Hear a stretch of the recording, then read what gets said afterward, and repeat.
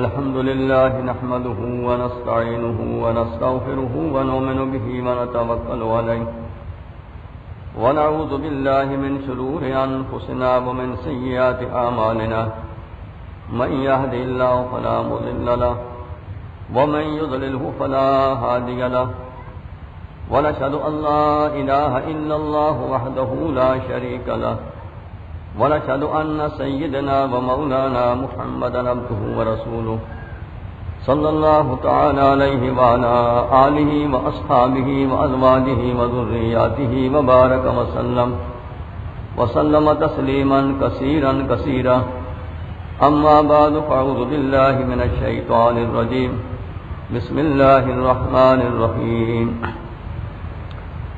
يا أيها النبي إنا أرسلناك شاهدا ومبشرا ونذيرا وداعيا إلى الله بإذنه وسراجا منيرا وبشر المؤمنين بأن لهم من الله فضلا كبيرا ولا تطع الكافرين والمنافقين ودع أذاهم وتوكل على الله وكفى بالله وكيلا یا ایھا النبی، اے نبی صلی اللہ علیہ وسلم، انا ارسلناک شاہدا، بے شک بھیجا ہے ہم نے آپ کو شاہدن، بتانے والا، گواہی دینے والا، ومبشرا، اور بشارت سنانے والا، ونذیرا، اور ڈرانے والا، وداعیا الی اللہ بإذنہ، اور خدا کی طرف بلانے والا، بإذنہ، اللہ کے اذن اجازت سے، اس کی مدد سے، وسراجا منیرا، اور چراغ چمکتا ہوا، وبشر المؤمنین، اور آپ ایمان والوں کو بشارت سنا دیں، بأن لہم من اللہ فضلا کبیرا، بے شک ان کے لیے اللہ کی طرف سے بہت بڑی بزرگی ہے، بڑی فضیلت ہے، بڑا فضل ہے۔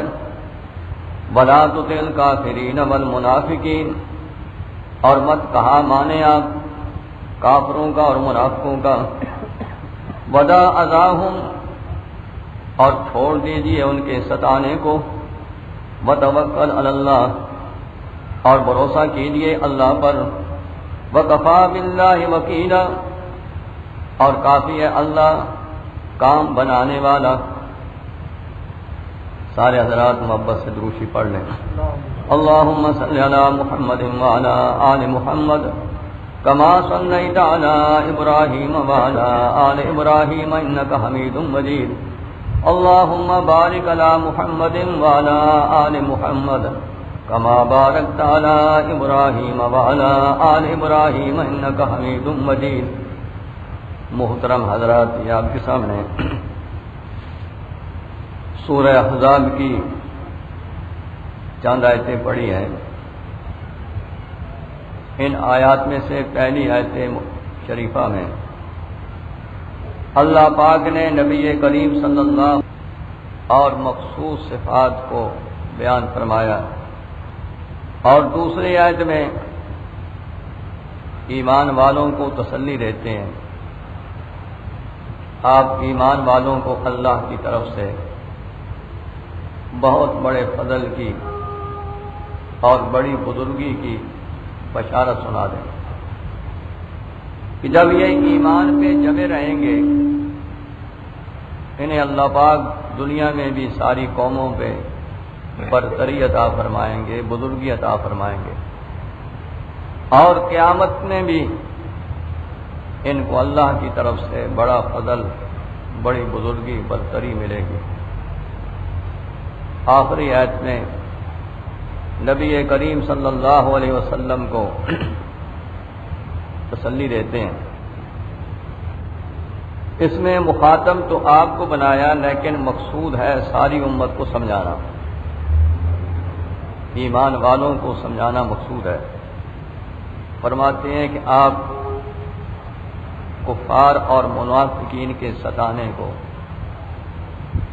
کفار منافقین کی اطاعت نہ کرنا، ان کا حکم نہ ماننا، اللہ کا حکم ماننا، کسی کافر مشرک اور منافق کا حکم نہ ماننا، اور ان کے ستانے کو چھوڑ دیجئے، کیونکہ منافق نبی کریم صلی اللہ علیہ وسلم کے خلاف، صحابہ کرام کے خلاف ہمیشہ پروگنڈا کرتے رہتے تھے،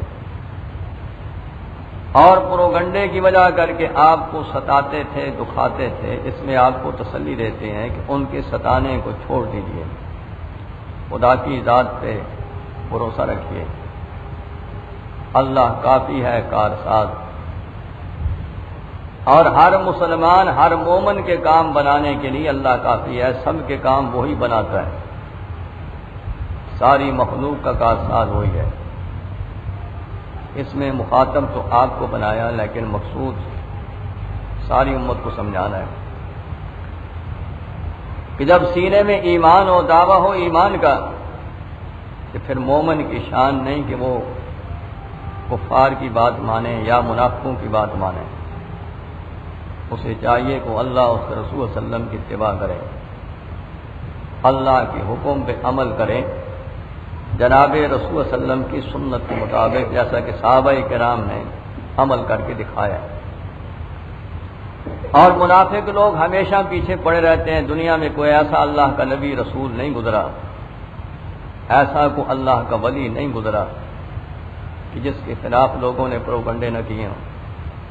لوگ بہتان بھی باندھتے ہیں، غیبتیں بھی کرتے ہیں، اس سے وہ آدمی کو تکلیف ہوتی ہے، لیکن اللہ پاک تسلی دیتے فرماتے ہیں ودا اذاہم، ان کے ستانے کو آپ چھوڑ دیں، کوئی پرواہ نہ کریں، یہ لگے رہیں، پروگنڈے کرتے رہیں، اور آپ کا کام ہے کہ اللہ کی ذات پہ بھروسہ رکھیے۔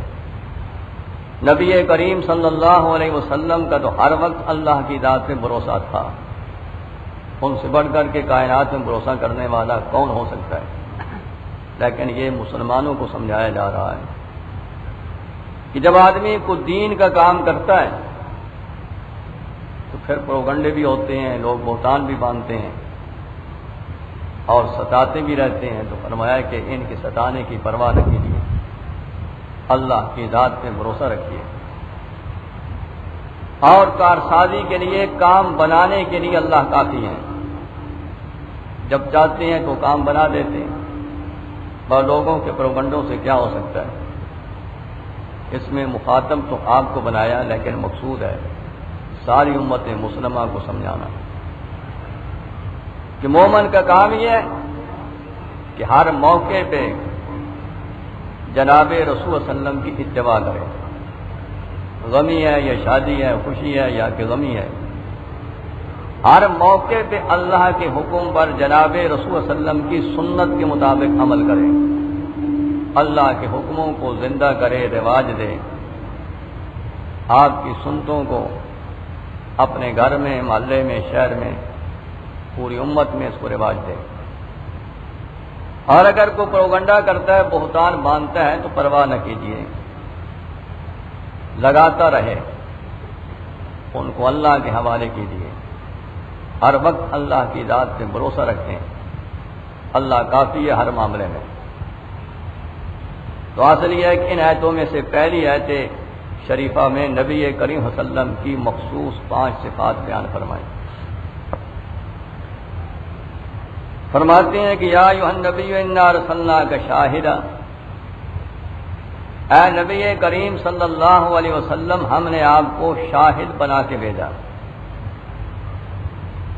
آپ کی مخصوص 5 صفات بیان فرمائی اس آیت مبارکہ میں۔ پہلی صفت ہے شاہد، دوسری ہے مبشر، اور تیسری ہے نذیر، اور چوتھی ہے داعیا الی اللہ باذنہ، پانچویں ہے سراجا منیرا۔ یہ آپ کی 5 مخصوص صفات اس آیت شریفہ میں بیان فرماتے ہیں۔ فرماتے ہیں کہ اے نبی کریم صلی اللہ علیہ وسلم، ہم نے آپ کو شاہد بنا کر کے بھیجا ہے۔ شاہد کا معنی حضرت شاہ عبد القادر محدث دہلوی رحمۃ اللہ علیہ فرماتے ہیں انا ارسلناک شاہدا، بے شک ہم نے آپ کو بھیجا ہے شاہدن، بتانے والا، کہ آپ بتانے والے ہیں، خدا کی توحید سمجھاتے ہیں، بتاتے ہیں، ایمان سمجھاتے ہیں، بتاتے ہیں، اور خدا کا راستہ ہر کسی کو بتا رہے ہیں، اور ہر کسی کو کوشش کر کے خدا کی راہ پہ لگا رہے ہیں، خدا کا راستہ بتاتے ہیں، ایمان بتاتے ہیں، ایمان کی حقیقت سمجھاتے ہیں، بتاتے ہیں، خدا کی توحید سمجھاتے ہیں، بتاتے ہیں کہ توحید کیا چیز ہے۔ تو شاہ صاحب مانا کرتے ہیں شاہدن، ہم نے آپ کو بھیجا ہے بتانے والا، اور شاہد کا معنی ہوتا ہے گواہی دینے والا، یہ بھی اس کا معنی ہے۔ تو پھر مطلب یہ ہوگا کہ ہم نے آپ کو گواہی دینے والا بنا کر کے بھیجا ہے کہ آپ میدان معاشر میں اپنی امت کے بارے میں گواہی دیں گے کہ کس نے ایمان کی دعوت کو مانا، قبول کیا، اور کس نے ایمان کی دعوت کو نہیں مانا، اور جس نے مانا ہے کتنا مانا ہے، کیسے مانا ہے۔ یہ قیامت کے دن آپ اپنی امت کے بارے میں گواہی دیں گے۔ اور علماء نے یہ لکھا ہے، جیسا حدیث میں بھی آتا ہے، بخاری شریف میں اور دوسری حدیث کی کتابوں میں یہ روایت مختلف الفاظ سے مروی ہے کہ میدان معاشر میں سیدنا نوح علیہ الصلوۃ والسلام اللہ کی عدالت میں پیش ہوں گے۔ اللہ پاک ان سے پوچھیں گے کہ ہم نے آپ کو دنیا میں نبی اور رسول بنا کر کے بھیجا ہے، کیا آپ نے اپنی قوم کو ایمان کی دعوت دی تھی، اللہ کی توحید سمجھائی تھی، ایمان کی حقیقت بتائی تھی، ایمان کی دعوت دی تھی؟ تو وہ عرض کریں گے کہ اے میرے اللہ، میں نے اپنی امت، اپنی قوم کو ایمان کی دعوت دی تھی، آپ کے پیغام میں نے اپنی قوم تک پہنچا دیے تھے، اور بڑی محنت کی تھی، رات کو بھی بلاتا رہا، ایمان کی دعوت دیتا رہا، دن میں بھی ایمان کی دعوت دیتا رہا، کوئی وقت نہیں چھوڑا، ایمان کی دعوت میں بڑی میں نے محنت کی، اور ہر طرح سے بڑی محبت سے، پیار سے، شفقت سے میں نے تیرا پیغام اپنی امت کو پہنچایا۔ جب وہ یہ عرض کریں گے اللہ کی عدالت میں، اس کے بعد ان کی امت پیش ہوگی، اور امت سے پوچھا جائے گا کہ کیا میرے نبی اور رسول نے تمہیں ایمان کی دعوت دی تھی، میرے احکام پہنچائے تھے؟ تو سیدنا نوح علیہ السلام کی امت انکار کر دے گی، وہ کہہ دے گی کہ ہمارے پاس کوئی ایمان کی دعوت دینے والا، کوئی آپ کا پیغام سنانے والا، پہنچانے والا نہیں آیا، امت انکار کر دے گی۔ اس پر سیدنا نوح علیہ السلام سے مطالبہ ہوگا کہ آپ کے پاس کیا گواہ ہے جو آپ دعویٰ کر رہے ہیں کہ میں نے ایمان کی دعوت اپنی امت کو دی تھی، اور تیرا پیغام میں نے اپنی امت کو بڑی محنت سے، شفقت سے، محبت سے پہنچایا تھا، آپ کے اس دعوے پہ گواہ کون؟ گواہ کا مطالبہ ہوگا۔ تو سیدنا نوح علیہ السلام اپنے دعوے میں بطور گواہ کے اس امت کو پیش کریں گے، جناب محمد الرسول صلی اللہ علیہ وسلم کی ذات اقدس، اور ایک روایت میں آتا ہے کہ آپ کی امت کو پیش کریں گے۔ یہ امت اللہ کی عدالت میں پیش ہو کر کے سیدنا نوح علیہ السلام کے حق میں شہادت دے گی کہ ہم اس بات کی گواہی دیتے ہیں کہ نوح علیہ السلام نے اپنی امت کو ایمان کی دعوت دی تھی، اور اس میں کوئی کسر نہیں چھوڑی تھی، کوئی کمی نہیں چھوڑی تھی، اللہ کا پیغام ہر طرح سے پہنچا دیا تھا۔ ہم اس بات کی شہادت دیتے ہیں، یہ امت بطور ایک گواہ کے پیش ہوگی۔ ان کی شہادت پر سیدنا نوح علیہ الصلوۃ والسلام کی امت جرا کرے گی اور وہ کہے گی کہ یہ امت ہمارے معاملے میں کیسے گواہ بن سکتی ہے، کیسے شہادت دے سکتی ہے؟ یہ امت تو ہمارے زمانے میں موجود ہی نہیں تھی، صدیوں بعد، ہزاروں سال بعد یہ امت دنیا میں آئی، اللہ کے آخری پیغمبر کی آخری امت کی ہزاروں سال ہمارے بعد دنیا میں آئی ہے، ہمارے زمانے میں ان کا وجود ہی نہیں تھا، تو یہ ہمارے خلاف کیسے شہادت دے سکتی ہے؟ اس امت کی شہادت پہ نوح علیہ الصلوۃ والسلام کی امت جرا کرے گی۔ اس پر اللہ پاک اس امت سے پوچھیں گے کہ تمہارے پاس کیا ثبوت ہے کہ سیدنا نوح علیہ الصلوۃ والسلام نے اپنی قوم کو ایمان کی دعوت دی تھی، خدا کے پیغام پہنچا دیے تھے، بڑی محنت کی تھی، پہنچانے میں کوئی کمی کوئی کسر نہیں چھوڑی تھی، تمہارے پاس کیا ثبوت ہے؟ یہ جناب محمد الرسول صلی اللہ علیہ وسلم کی امت یہ کہے گی کہ ہمارے پاس ثبوت یہ ہے کہ ہمارے آقا، ہمارے پیغمبر جناب محمد الرسول اللہ صلی اللہ علیہ وسلم نے ہمیں بتلایا تھا، انہوں نے ہمیں بتلایا کہ نوح علیہ الصلوۃ والسلام نے اپنی امت کو اللہ کا پیغام کما حق کو پہنچا دیا اور ان کو ایمان کی دعوت دینے میں کوئی کمی نہیں چھوڑی، کوئی کسر نہیں چھوڑی۔ امت نے انکار کیا، ایمان کی دعوت قبول نہیں کی، بہت کم لوگوں نے ایمان کی دعوت کو قبول کیا، ہمارے رسول اللہ صلی اللہ علیہ وسلم نے ہمیں بتلایا تھا، اس لیے ہم شہادت دے رہے ہیں نوح علیہ الصلوۃ والسلام کے حق میں۔ تو گویا کہ جو جرا ہوگی اس کے ثبوت میں یہ پیش کریں گے کہ ہمارے نبی صلی اللہ علیہ وسلم نے ہمیں فرمایا تھا، اس پر پھر جناب رسول اللہ صلی اللہ علیہ وسلم کو اللہ کی عدالت میں بطور گواہ کے پیش کیا جائے گا، آپ تشریف لائیں گے، آپ سے پوچھا جائے گا کہ یہ آپ کی امت نوح علیہ الصلوۃ والسلام کے حق میں شہادت دے رہی ہے، کیا یہ شہادت میں سچی ہے؟ آپ نے ان کو بتایا تھا؟ تو جناب رسول اللہ صلی اللہ علیہ وسلم پھر اس کی تصدیق فرمائیں گے، اس شہادت کی توثیق اور تصدیق فرمائیں گے۔ آپ فرمائیں گے ہاں میں نے بتلایا تھا کہ سیدنا نوح علیہ الصلوۃ والسلام نے کوئی کمی نہیں چھوڑی، دن میں بھی رات میں بھی ہر وقت ایمان کی دعوت دیتے رہے، اللہ کے پیغام پورے کے پورے کما حقوق پہنچا دیے۔ تو رسول اللہ صلی اللہ علیہ وسلم اپنی امت کی اس شہادت کی تصدیق کریں گے، توثیق فرمائیں گے، تو نوح علیہ الصلوۃ والسلام کے حق میں فیصلہ ہو جائے گا۔ تو مبشر کا معنی ہے بشارت دینے والا، شاہدن کا معنی ہے یعنی گواہی دینے والا۔ تو جناب رسول اللہ صلی اللہ علیہ وسلم اپنی امت کی اس شہادت کی توثیق فرمائیں گے، اس کی تصدیق فرمائیں گے۔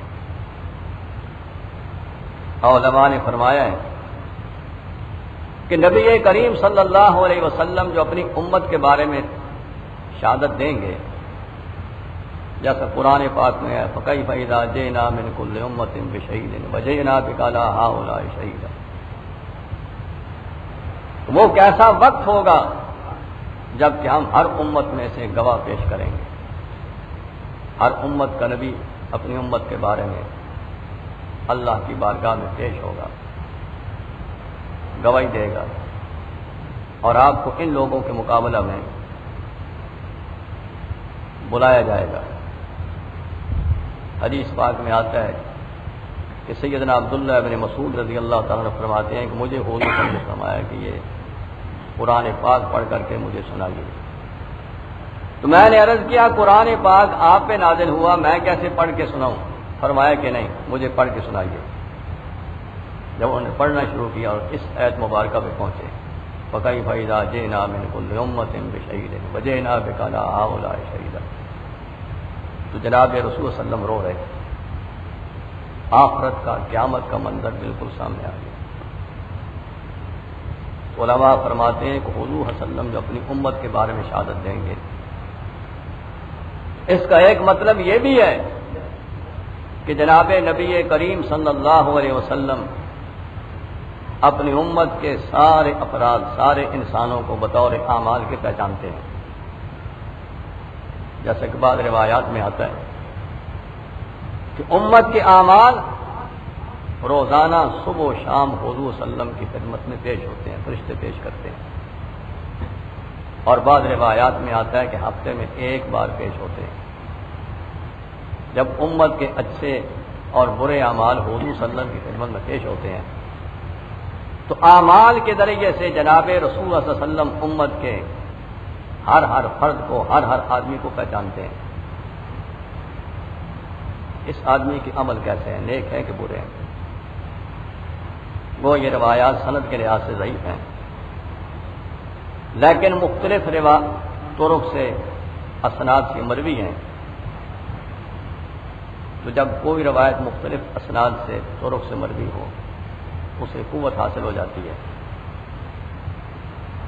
اس سے ہر مسلمان یہ سمجھے، ہر آدمی یہ دیکھ لے کہ جب میرے اعمال جناب رسول صلی اللہ علیہ وسلم کے سامنے فرشتے پیش کریں گے بتاؤ پھر میرا کیا حال ہوگا. اگر اچھے اعمال ہیں، ایمان اچھا ہے، ایمان میں شرک نہیں، نفاق نہیں، اللہ کے حکموں پر حضور صلی اللہ علیہ وسلم کی سنت کے مطابق عمل نصیب ہے، یہ بڑی سعادت ہے. اور اگر یہ نہیں، نافرمانی ہے، تو پھر جب جناب رسول اللہ صلی اللہ علیہ وسلم کے سامنے فرشتے میرے اعمال پیش کریں گے تو حضور صلی اللہ علیہ وسلم کا دل دکھے گا. آپ کو صدمہ ہوگا کہ میرا امتی بن کر کے، میری محبت کا دعوے دار بن کر کے دیکھو اعمال کیا کر رہا. صاحب وہ ہر آدمی کو چاہیے اپنے اعمال کی فکر کرے. موت کا پتہ نہیں، کوئی پتہ نہیں کس وقت موت آ جائے، کس حال میں موت آ جائے.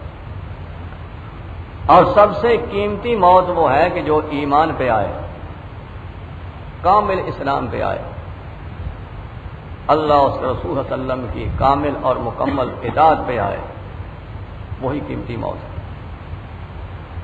ہر آدمی یہ سوچ لے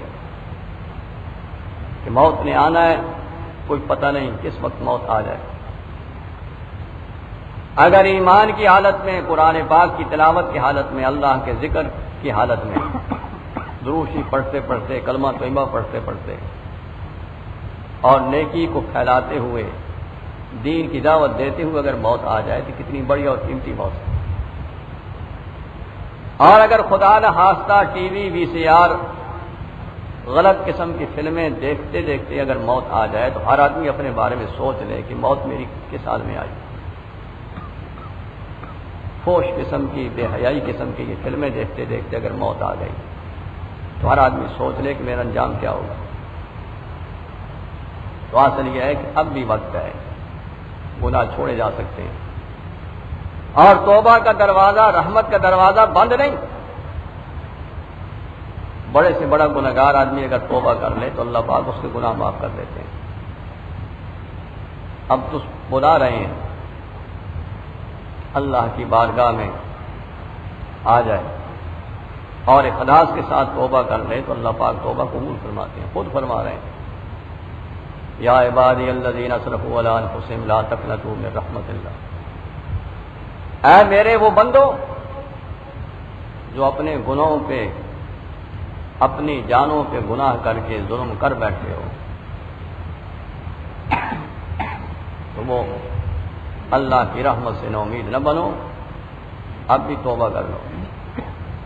توبہ کرنے کی دیر ہے، قبولیت میں دیر نہیں. اللہ سے اخلاص کے ساتھ مانگنے میں دیر ہے لیکن دینے میں دیر نہیں. اس کے رحمت کے دروازے کھلے ہوئے ہیں. اصل یہ ہے کہ شیطان انسان کا ازلی دشمن ہے، نفس امارہ یہ بھی انسان کا ازلی دشمن ہے. یہ اس طرح متوجہ ہونے دیتا ہی نہیں. یہ سمجھتا ہے جناب ابھی زندگی بڑی لمبی ہے، جوانی کا زمانہ ہے، ابھی صحت ہے، فلاں ہے فلاں. لیکن یہ پتہ نہیں کہ جو جوانی دینا جانتا ہے وہ لینا بھی جانتا ہے، جو صحت دیتے ہیں وہ لینا بھی جانتے ہیں. کوئی پتہ نہیں. اس لیے عقلمند آدمی کا کام یہ ہے کہ وہ ہر وقت اپنی موت کی فکر کرے. کوشش کرے کہ موت آئے تو کامل ایمان پہ آئے، کامل اطاعت پہ آئے۔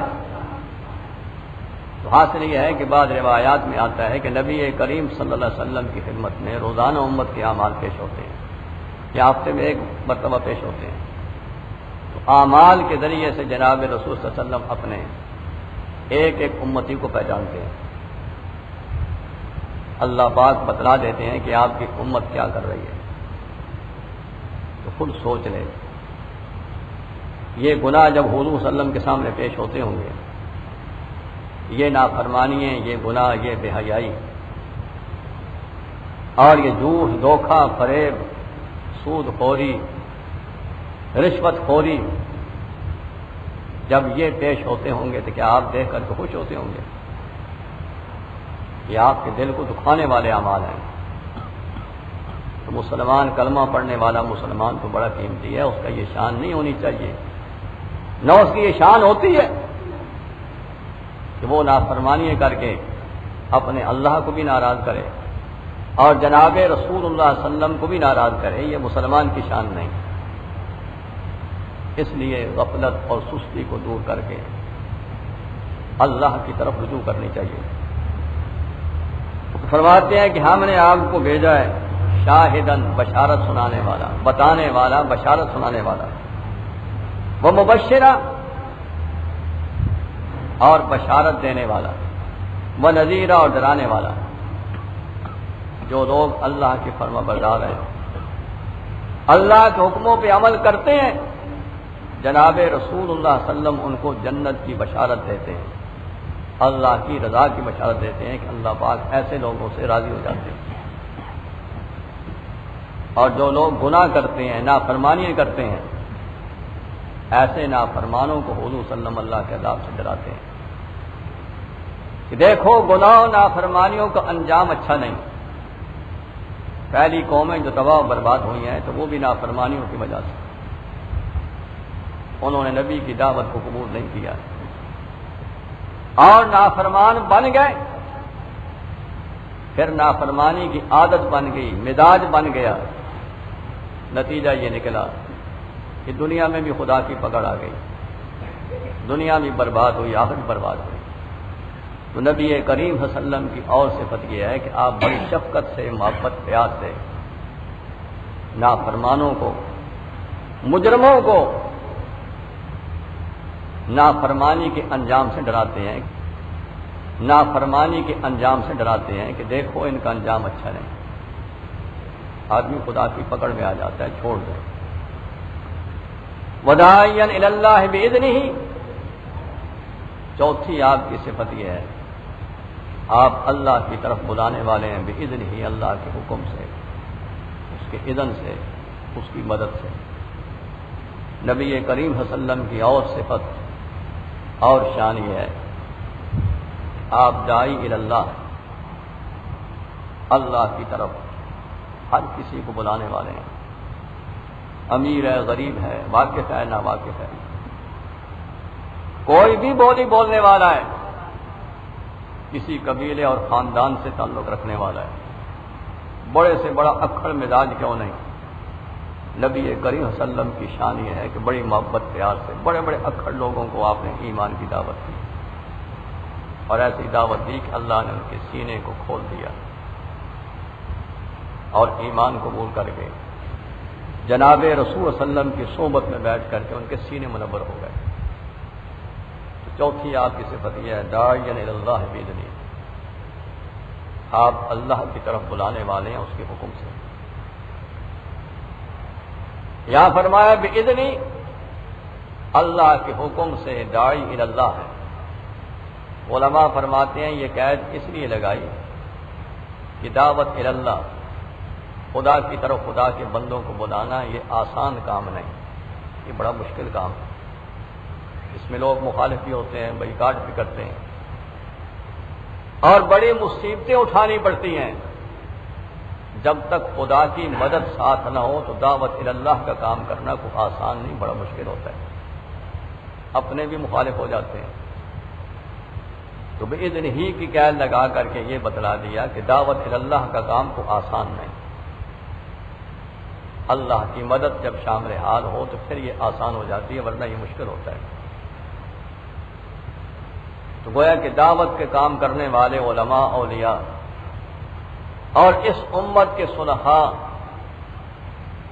ان کا کام ہے، ہر امتی کا کام ہے کہ وہ دعوت اللہ کا کام کرے، لوگوں کو اللہ کی طرف بلائے، زبان سے بھی بلائے، اپنے عمل سے بھی بلائے، اور اپنی باطنی توجہ سے بھی اللہ کے بندوں کو خدا کی طرف بلائے، اور خدا سے مدد بھی مانگتا رہے کہ یا اللہ تیری مدد جب تک شامل حال نہ ہو اس کام میں ہم کبھی کامیاب نہیں ہو سکتے۔ آپ کی چوتھی صفت یہ بتلائی وداعیا الی اللہ باذنہ، کہ آپ اللہ کی طرف دعوت دینے والے ہیں، بلانے والے ہیں، اس کے حکم سے، اس کی مدد سے، ہر کسی کو اللہ کی طرف بلانے والے ہیں۔ اور جناب رسول صلی اللہ علیہ وسلم کی ختم نبوت کی برکت سے یہ دین کا کام اللہ نے اس امت کے سپرد کی ہے۔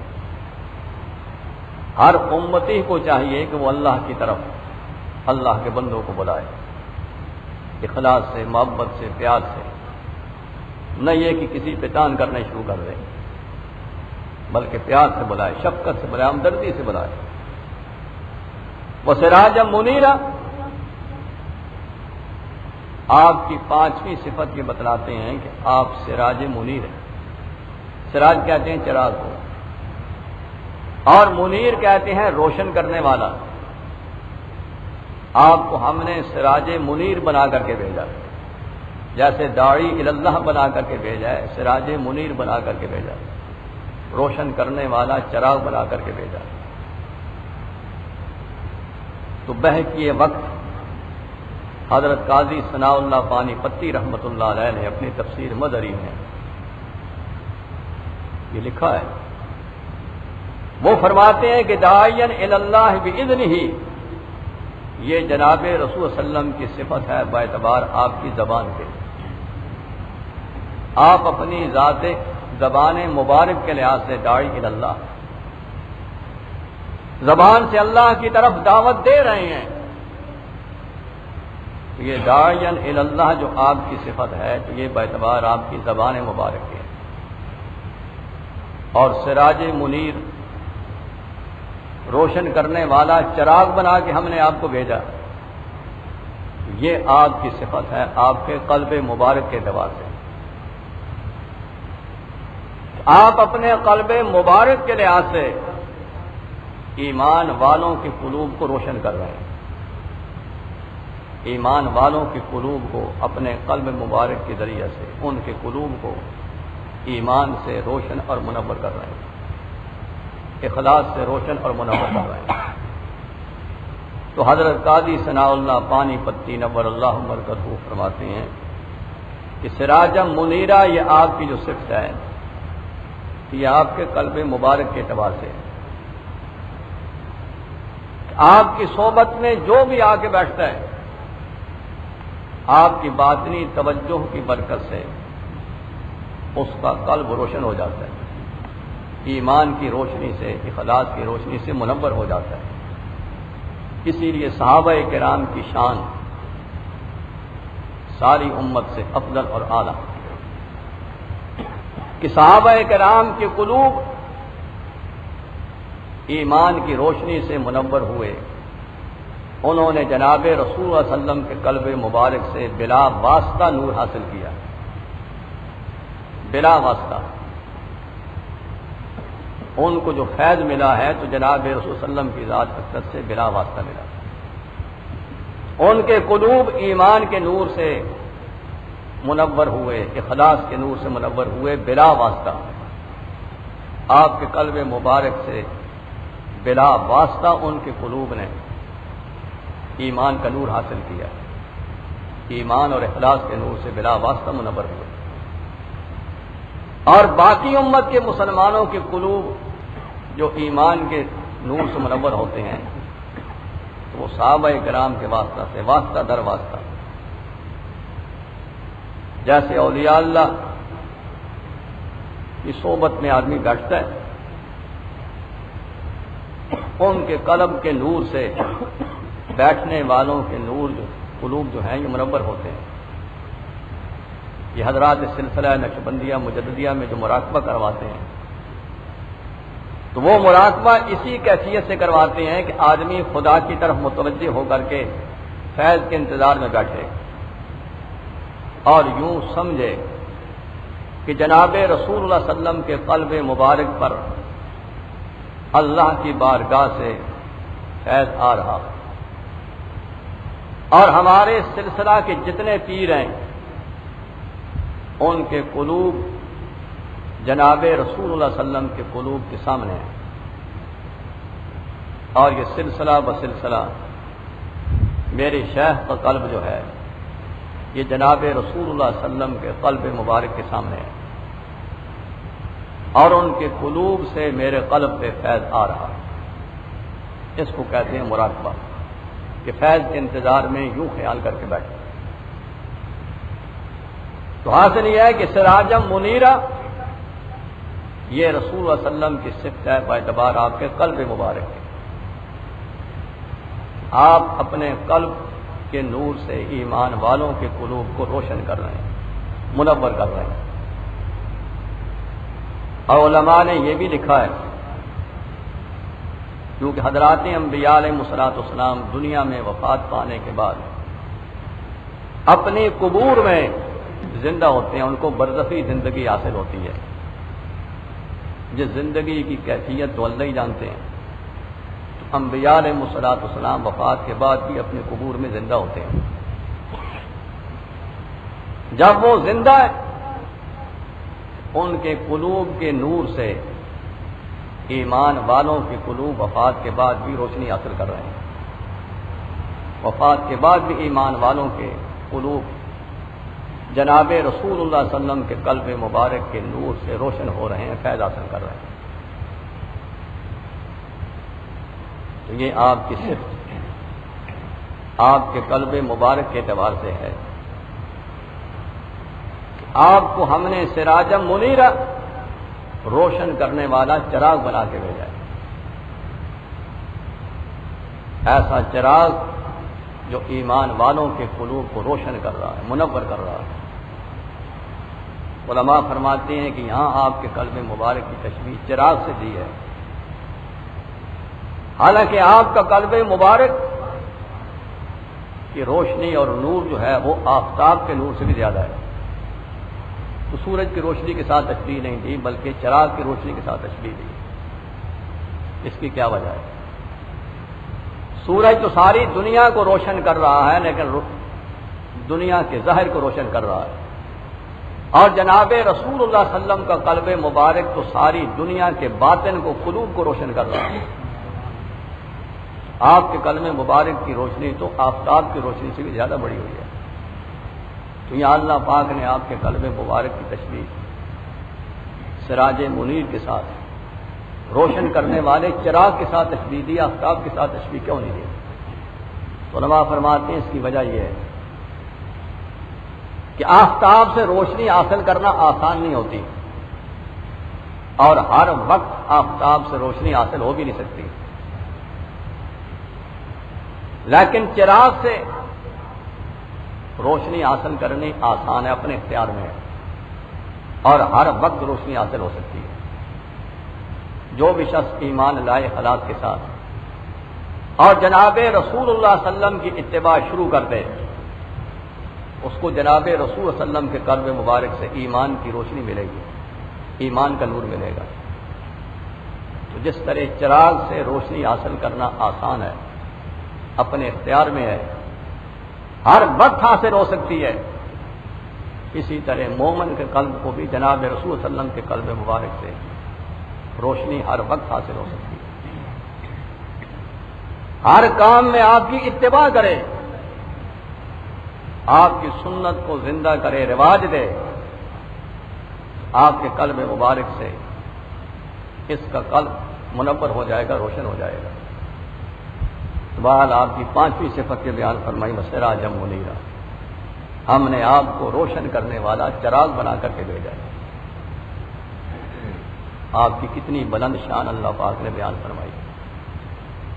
اور واقعی جناب رسول اللہ صلی اللہ علیہ وسلم بڑی شان والے ہیں. افسوس یہ ہے کہ آج امت اس کی قدر نہیں کر رہی. آج ہم کبھی کدھر دیکھتے ہیں کبھی کدھر دیکھتے ہیں. اور بڑے افسوس کی بات یہ ہے کہ مسلمانوں کی اکثریت اس وقت جناب رسول اللہ صلی اللہ علیہ وسلم کی صورت کو برداشت نہیں کر رہے. یہ داڑھی، چہرے پہ داڑھی رکھنا یہ صرف سنت مؤکدہ نہیں بلکہ واجب ہے. یہ سارے نبیوں کی سنت. علماء فرماتے ہیں صرف یہ سنت مؤکدہ ہی نہیں بلکہ واجب کے درجے میں ہے. آج اگر دیکھا جائے آپ کا کلمہ پڑھنے والے، آپ کی محبت کے دعوے دار صورتیں جو بنائی ہوئی ہیں تو وہ یہود اور نصارہ جیسے، کیونکہ آپ کی محبت کا یہی تقاضا ہونا چاہیے، آپ کی محبت کی یہی قدر ہونی چاہیے. بھائی قدر تو یہ ہونی چاہیے کہ سورت کے جناب رسول صلی اللہ علیہ وسلم کی سورت مبارک جیسے چاہیے، تاکہ دیکھتے ہی پتہ چلے یہ جناب محمد الرسول صلی اللہ علیہ وسلم کا امتی ہے اور آپ کا سچا اور پکا امتی ہے. تو بڑا افسوس کی بات یہ ہے کہ آج مسلمان آپ جیسی صورت بنانے کے لیے تیار نہیں. جب آپ جیسی صورت بنانے کے لیے تیار نہیں تو پھر اور کیا کام کرے گا. وہ کہتے ہیں جناب لوگ تان دیں گے، یہ کریں گے وہ کریں گے. جو محبت میں پکے سچے ہوتے ہیں وہ کسی کے تانے کی پرواہ نہیں کرتے. ساری دنیا تانے دیتی رہے، ساری دنیا مخالفت کرتی رہے، ہمیں چاہیے کہ اللہ اس کے رسول صلی اللہ علیہ وسلم کا پکا اور سچا وفادار بن کے رہنا چاہیے اور کامل مسلمان بن کے رہنا چاہیے، تاکہ موت آئے تو کامل ایمان پہ آئے. اتنے بڑے شان والے نبی کی امت نے ہمیں اللہ نے پیدا کیا تو اس کی قدر کرنی چاہیے. جناب رسول اللہ صلی اللہ علیہ وسلم کی شان تو یہ ہے، حدیثوں میں آتا ہے آپ کی شان کا معقوب والا کون بیان کر سکتا ہے. یہ بطور نمونے کے کچھ بیان ہوتا ہے. آپ فرماتے ہیں انا اول الناس اذا بعثوا، فرمایا جب قیامت کے دن مخلوق اٹھے گی تو سب سے پہلے زمین سے اٹھنے والا بھی میں ہی ہوں. انا اول الناس اذا بعثوا قائدهم اذا وفدوا، جب قیامت کے میدان میں یہ لوگ وفد بنائیں گے، جماعتیں بنائیں گے تو سب کی قیادت خدا کی بارگاہ میں کرنے والا بھی میں ہی ہوں. وَأَنَا خَطِيبُهُمْ اِذَا أَنصَتُوا، جب ساری مخلوق یہاں تک کہ انبیاء علیہ الصلوۃ والسلام بھی خاموش ہوں گے، حق تعالی جل شانہ کتنی ہیبت اتنا روم ہوگا کہ کسی کی مجال نہیں کہ شفاعت کر سکے، شفاعت کے بارے میں بات تک کر سکے. حضرات انبیاء علیہ الصلوۃ والسلام کے پاس ساری مخلوق جائے گی، باری باری جائے گی، سب معذرت کریں گے. تو حضور صلی اللہ علیہ وسلم فرما رہے ہیں انا خطیبہم اذا انصتوا، جب سارے خاموش ہوں گے، بات تک نہیں کر سکیں گے، تو فرمایا سب کی طرف سے بات کرنے والا میں ہوں گا، شفاعت کی بات کرنے والا، شفاعت کا دروازہ کھلوانے والا میں ہی ہوں گا. انا خطیبہم اذا انصتوا وانا مستشفعہم اذا حبسوا، جب ساری مخلوق میدان معاشر میں روک دی جائے گی، کسی کی مجال نہیں قدم اٹھا سکے، تو فرمایا مجھ ہی سے شفاعت کا مطالبہ کیا جائے گا، سب مجھ سے شفاعت کا مطالبہ کریں گے. حدیث میں آتا ہے کہ باری باری سارے نبیوں کے پاس جائیں گے، یہاں تک کہ آخر میں سیدنا عیسیٰ علیہ السلام کے پاس آئیں گے، ان سے درخواست کریں گے آپ کلمۃ اللہ ہے، اللہ نے آپ کو اپنے کلمہ کن سے پیدا کیا، اپنی قدرت سے پیدا کیا، بغیر باپ کے کلمہ کن سے اپنی قدرت سے پیدا کیا، آپ کلمۃ اللہ ہیں، روح اللہ ہے. چلیے اللہ کی بارگاہ میں ہماری سفارش کیجیے، حساب شروع ہو. تو سیدنا عیسیٰ علیہ السلام فرمائیں گے آج میدان محشر میں خاتم النبیین، اللہ کے آخری پیغمبر جناب محمد الرسول صلی اللہ علیہ وسلم موجود ہیں، آج وہی شفاعت کر سکتے ہیں. چنانچہ سیدنا عیسیٰ علیہ السلام سب کو لے کے آپ کی خدمت میں حاضر ہوں گے، شفاعت کی درخواست کریں گے.